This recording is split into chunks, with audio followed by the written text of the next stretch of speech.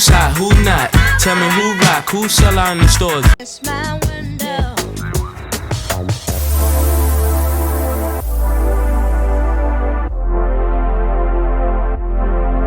What's up, y'all? Welcome back to my channel. It's your girl Amber Ashli. Thank you so much for tuning in. Happy Black History Month, happy Melanin Month, and all of those great things. Okay, so by the title of this video, we're going to be talking about a great iconic Black fashion stylist. If you don't know, June Ambrose. So let's just jump right in.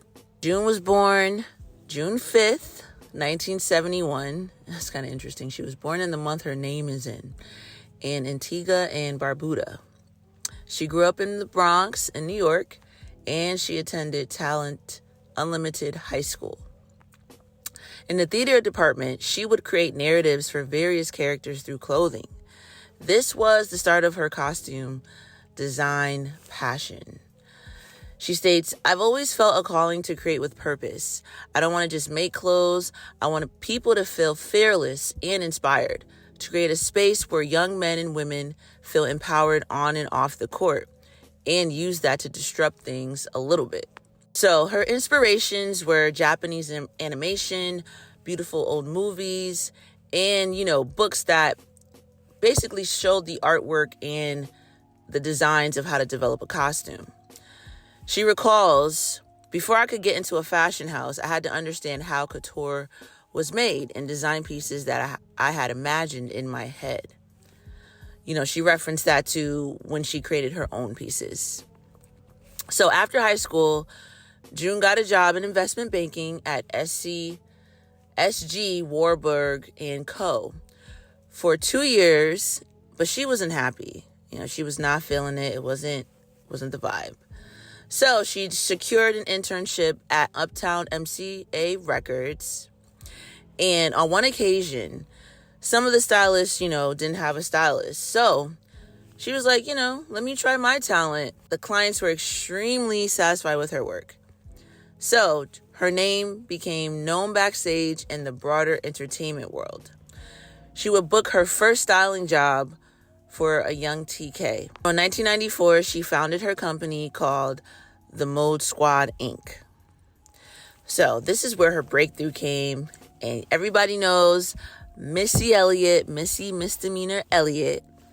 And essentially, the Rain Super Duper Fly music video in 1997 was her first breakthrough in the industry, so to speak. And, she wore the black puffy trash bag look with the bubbly Google eyes, sunglasses, just an iconic video. It was different for the time. That same year, she also, worked with Diddy and Mace on the Mo Money, Mo Problems music video, where they were wearing color matching looks in like the, sweatsuit type of outfit. Also another just traditional look that kept going, through silhouettes of it, the sweatsuits, the colors. So it's traditional as of now. After, she got called to style Alicia Keys, Mariah Carey, Will Smith, Mary J. Blige, Zoe Saldana, Enrique Iglesias, Backstreet Boys, Busta Rhymes, and Jamie Foxx, significantly improving her reputation. In 1998, she served as costume designer for the classic film that came out that same year by Hype Williams, Belly, right, which is one of my favorite movies, that starred Nas, DMX, and Terrell Hicks. Classic movie. If you've never watched it, definitely go check it out. The scenery, the way they capture the cinematics is a vibe in itself.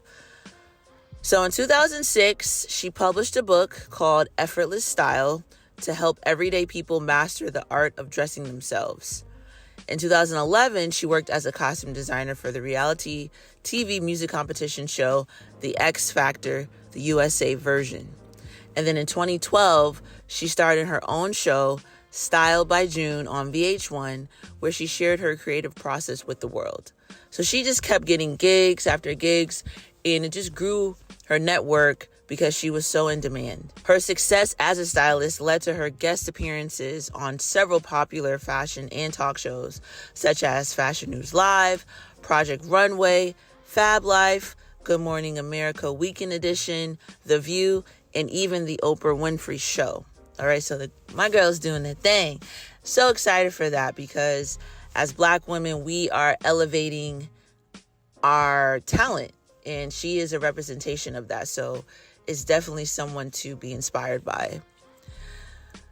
So most notably, she has worked with longtime friend Jay-Z, where she styled the iconic upscale looks for his music video, Excuse Me Miss, featuring Pharrell. In an interview with The Hollywood Reporter, she states, "People always thought stylists were kind of one-dimensional and that it was like plain dress up. The impact in urban music was so much more powerful than just being dressed up. It changed everything and gave the artist a new superpower and confidence. It opened doors that were unimaginable and sat them in the front rows of Paris and Milan and on the cover of high fashion magazines." Before I even approach what we're putting on today, I'm like, how are you doing? Now, how do you feel sometimes? It blows them away, like, wow, you care? It must be a joy to walk on set and know that your wardrobe is being handled by June. She's funny and animated, but she's also very frank. And I think with some of the celebrities, at times I can be a little, can put you off for a second maybe, but if you really want a great stylist, they're going to let you know that if you're, trying to dress one way, that's not really your look. You need to come back to another lane. In order to achieve an iconic style, an effortless style, you have to be able to interpret fashion into your own personal style. June is really, again, about the personality and figuring out who that person is and helping them to make a statement with their fashion. She has a natural gift when it comes to marrying an artist's sensibilities with what they should and shouldn't be wearing. It's really personal, so, and I think it comes from love. She also mentions most of the artists felt like they had to be themselves because they were telling poetic narratives from their lives. By contrast, she thought, let's imagine the person that you want to become, right? That was life changing because it helped them to separate their personal personas from their artistic personas. And it gave them just a little bit more space to play. So instead of it just being like, I'm a rapper, maybe I'm from New York, I got to look hood, so to speak. She wanted you to think outside the box. She wanted you to stretch those lines, which gave us looks like, the Mo Money, Mo Problems, all these iconic looks that we see recreated over time, over 30 years now. She states, "My role was to convey possibilities to them, to straighten their invisible crowns and help them understand that it is through the characters we're building we incite change. They were able to articulate this message through lyrical content, but they hadn't put a face to it yet." She remembers walking into one of the big fashion houses, and they heard her name and assumed she was a white woman. They could not believe that she was 5'2", a black costume person doing all these crazy music videos.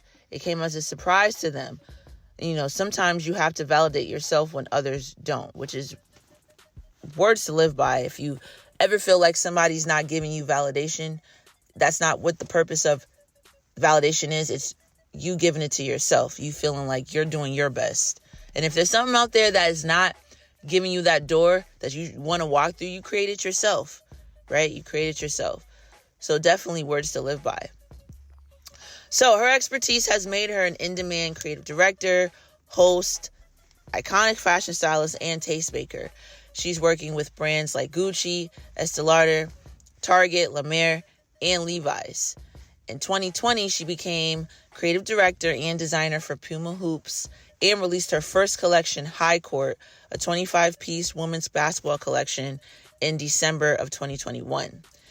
It was her first fashion line and the first women's basketball line ever released by Puma.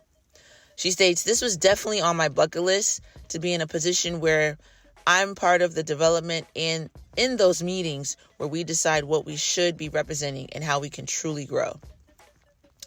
It was Jay-Z's belief in her talents that led him to introduce her to Puma CEO Bjorn Gulden and Global Director of Brand Marketing Adam Petrick. Following his involvement as creative director of the brand's Hoops range in 2018. When he partnered with Puma, I got to see the brand through one of my closest friends. We always talk about legacy, about how we can leverage what we have done over the years to have a positive impact. So, it's interesting because now we see a lot of brands and stylists collaborating. And it is more prevalent now, but it wasn't always like that. In the early 90s, June states, everyone was so segregated. Costume designers did films, stylists did editorial or advertising.